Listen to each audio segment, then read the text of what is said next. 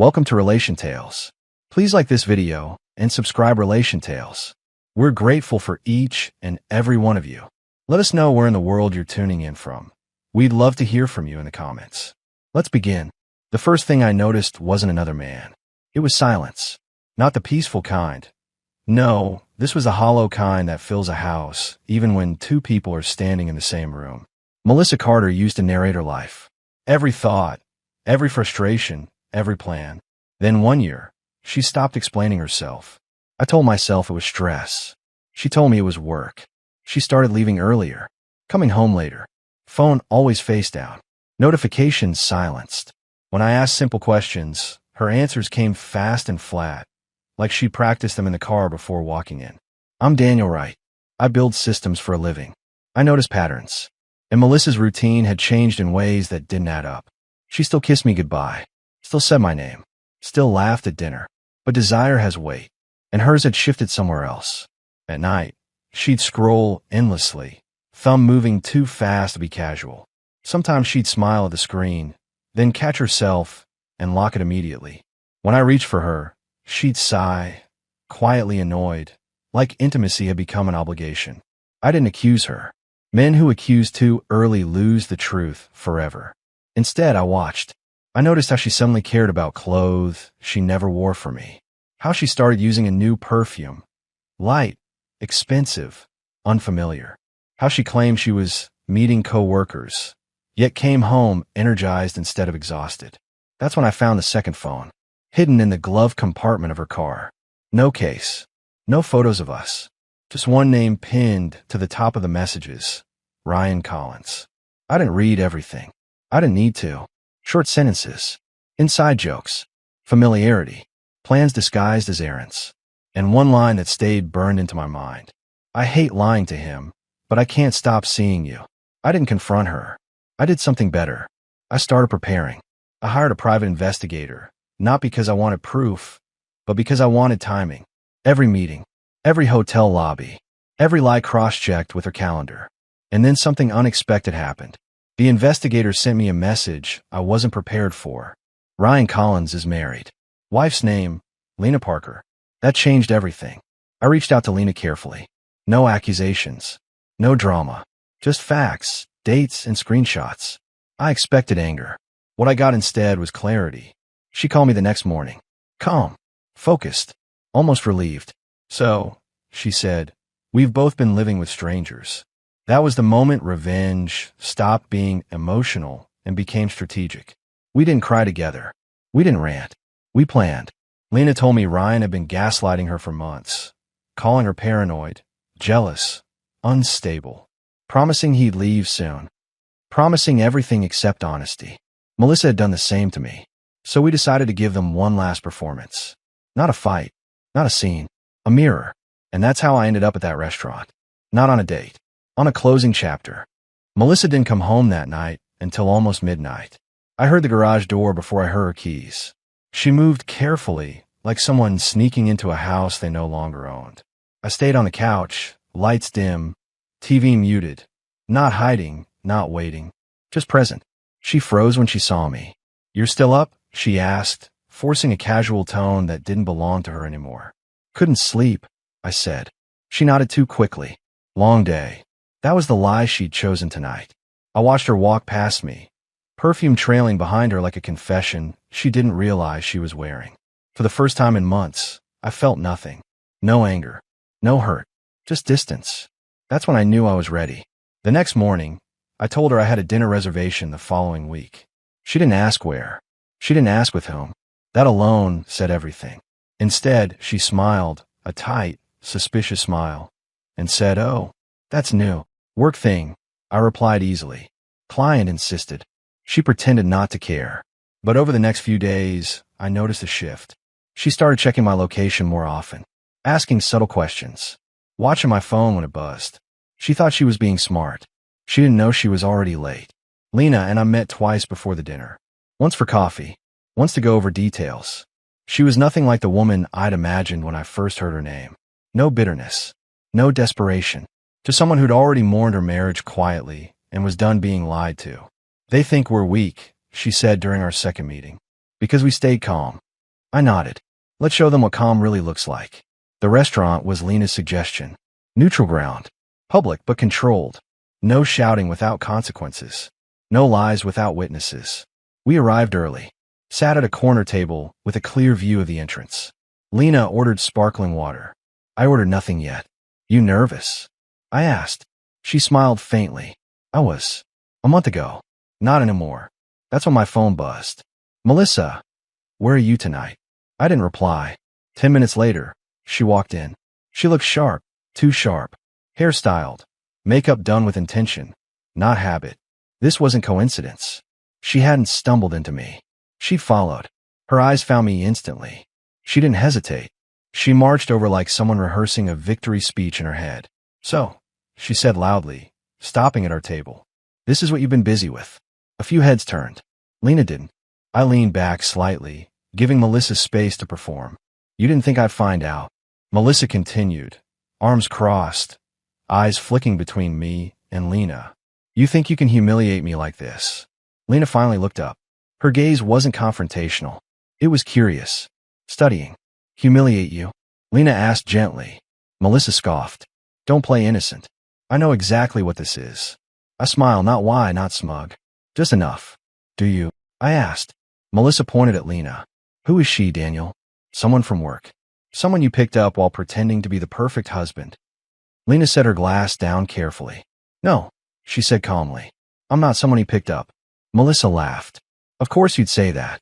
Lena met her eyes fully now. I'm Lena Parker, she said. I've been married to Ryan Collins for 11 years. The name landed like dropped glass. Melissa's face changed. Not dramatically, not all at once. Just a flicker, a hesitation, like her brain was suddenly missing a step it expected to land on. I don't know what you're talking about, Melissa said quickly. Lena nodded. That's okay. He said the same thing when I showed him the messages. Silence stretched. I watched Melissa's hands tighten into fists. This is insane, she snapped. Daniel, say something. I did. She knows, I said. Everything. Melissa turned to me sharply. Knows what? I leaned forward just enough to make sure only she could hear. She knows about the lunches that ran late.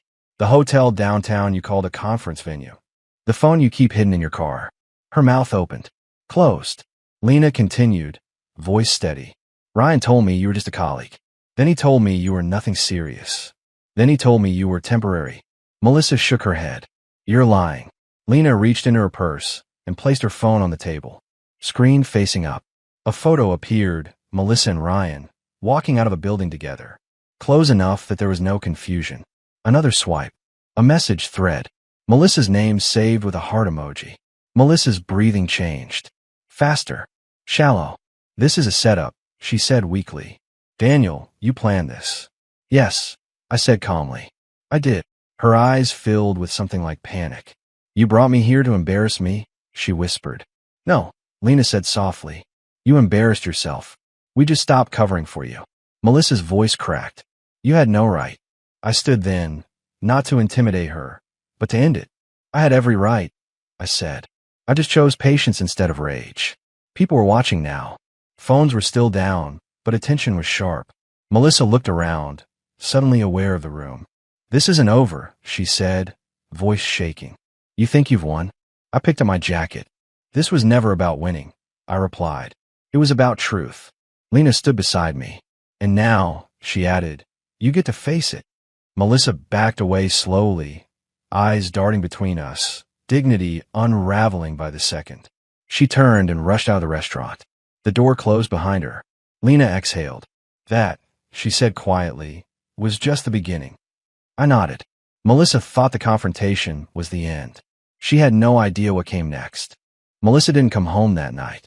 That alone told me she was spiraling. I'd known her long enough to recognize the pattern. When she felt cornered, she disappeared. Physically first, emotionally long before that. In the early years of our marriage, her disappearances had been about space. Now, they were about escape. I slept anyway, not because I didn't care, but because closure had finally replaced anxiety. The next morning, my phone exploded with messages. Long paragraphs, short accusations, apologies tangled with blame. She swung wildly between remorse and rage, like someone grabbing at anything solid while sinking. You humiliated me. How could you do this to us? You planned it with her. You didn't have to destroy me like that. I didn't respond. Lena and I agreed on silence. No arguments. No public back and forth. Let the truth echo without interruption. Ryan, on the other hand, wasn't quiet. He called me 3 times before noon, left 2 voicemails that started angry and ended pleading. He texted Lena apologies he'd clearly rehearsed in front of a mirror. Promises. Excuses. The same tired script cheaters always reach for when the curtain drops.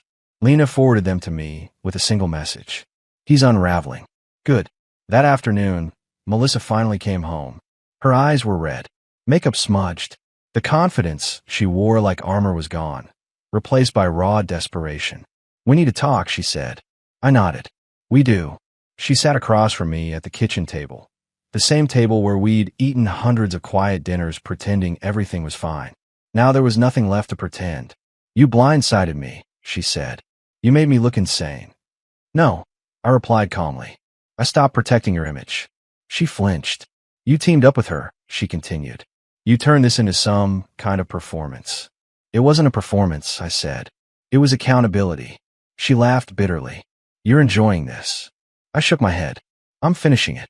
That's when I slid the folder across the table. She stared at it, confused, then opened it. Her face drained of color as she read. Divorce filings, financial statements, documentation of joint assets, and one specific page highlighted in yellow. What is this? She whispered. A timeline, I said. Everything I discovered. Dates, messages, receipts. Her hands trembled. You've been planning this for weeks. Yes. And you stayed? She asked, voice breaking. You kissed me goodbye every morning knowing all this. I stayed because I needed clarity, I replied, and because I wanted to leave clean. She pushed the folder away. This is cruel. I leaned forward. Cruel is making someone question their reality while you live a second life. Silence swallowed the room. I made a mistake, she said finally. I didn't mean for it to go this far. I stood up slowly. It always goes this far, I said. You just never thought you'd be the one exposed. She looked up at me, tears streaming now. What do you want? I want my name cleared, I said, and I want distance. That night, Melissa packed a bag. She didn't ask where I was going. She didn't beg me to stay. The fight was gone. All that remained was regret, and regret doesn't rebuild trust. Lena and I stayed in contact, but not in the way people assume. There was no romance, no late-night calls filled with longing. What bound us wasn't attraction, it was understanding. 2 people who'd seen the same illusion from opposite sides. Ryan, meanwhile, was desperate to fix his image. He tried to spin the story at work, framing himself as the victim of miscommunication. That lasted exactly 2 days. The investigator's report went public, quietly, legally, and precisely where it needed to. HR didn't argue with documentation. Neither did his wife's lawyer. By the end of the week, Ryan was suspended pending review. Melissa didn't know that yet. She found out the hard way. She showed up in my office unannounced, eyes wild. You destroyed his career, she accused. No, I replied evenly. He did that himself. She shook her head. You wanted revenge. You wanted to ruin us. I met her gaze. I wanted truth. Consequences followed. Her voice dropped. You could have stopped it. So could you, I said. That was the moment something in her cracked. She realized this wasn't a fight she could win with tears or anger. She'd lost control, and control had always been her leverage. I don't even recognize you anymore, she whispered. I recognize myself for the first time in months, I answered. She left without another word. That evening, Lena called me. Ryan moved out, she said quietly. I exhaled. I'm sorry. I'm not, she replied. I finally slept. We talked for a long time. Not about them. About what came next. Healing isn't dramatic. It's slow, uncomfortable, honest. But revenge? Revenge had already done its job, and the final step was still coming. The house felt different once Melissa was gone. Not quieter, lighter. I didn't realize how much tension had been living in the walls until it left with her suitcase. Every room felt like it could finally breathe. For the first time in months, I wasn't bracing myself for the sound of her car in the driveway or the forced conversations that followed. Peace arrived quietly. Melissa tried one last time to regain control a week later. She sent me a long message, carefully written, emotional without being apologetic. She said she'd been confused, said she felt invisible in our marriage, said Ryan had made her feel seen. I read it once. Then I deleted it. Because being seen doesn't justify betrayal, and confusion doesn't excuse deception. The divorce process moved faster than she expected. That was intentional. I'd already separated our finances before the confrontation. Nothing illegal, nothing hidden, just preparation. When she realized the joint accounts were frozen pending settlement, panic set in. She called me late one night. "You're cutting me off," she said accusingly. "I'm setting boundaries," I replied. "That money is ours." I said calmly. "Before you made choices that changed everything." Silence. "You planned this," she whispered. "Yes," I said again. "So neither of us would have to destroy the other to move on." She hung up. A few days later, she tried a different approach. She showed up at Lena's house. Lena told me later that she'd watched Melissa sit in her car for almost 10 minutes before getting out. When she finally knocked, her confidence was gone. "I just want to talk," Melissa said. Lena crossed her arms. "We already have." Melissa's voice shook. "You took everything from me." Lena opened the door wider, eyes steady. "No, I took my life back." "Big difference." Melissa left without another word. Ryan's fall was quieter but heavier. The company finalized its investigation. He was asked to resign, officially mutual, unofficially final. His reputation took the hit cheaters fear most, the quiet kind. No scandal headlines, just doors that stopped opening. That was the part one never celebrated. Because revenge wasn't about watching someone burn. It was about stepping out of fire. I ran into Melissa one last time, unexpectedly, outside a coffee shop near my office. She looked smaller somehow, less polished, real. She hesitated when she saw me. "Daniel," she said softly. "Melissa." She looked like she wanted to say something rehearsed, then thought better of it. "I didn't think you'd actually leave," she admitted. "I thought you'd fight for me." I met her eyes. "I did," I said. "For years." Quietly. She nodded slowly. "I know that now." We stood there, two people who once shared everything and now shared nothing but memory. "I hope you find what you were looking for," she said. "I already did," I replied. "It just wasn't where I thought it would be." She walked away. And that was it. Lena and I stayed in touch, but our lives moved in different directions. What we shared wasn't meant to turn into something else. It was meant to end something broken. Months later, I sat alone in my apartment, watching the city lights flicker through the window. No noise, no tension, just space. I realized something then. The calm woman at that restaurant wasn't just Lena. It was me.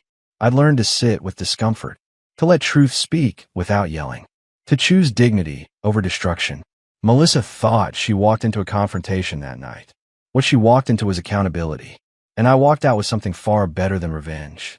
I walked out free.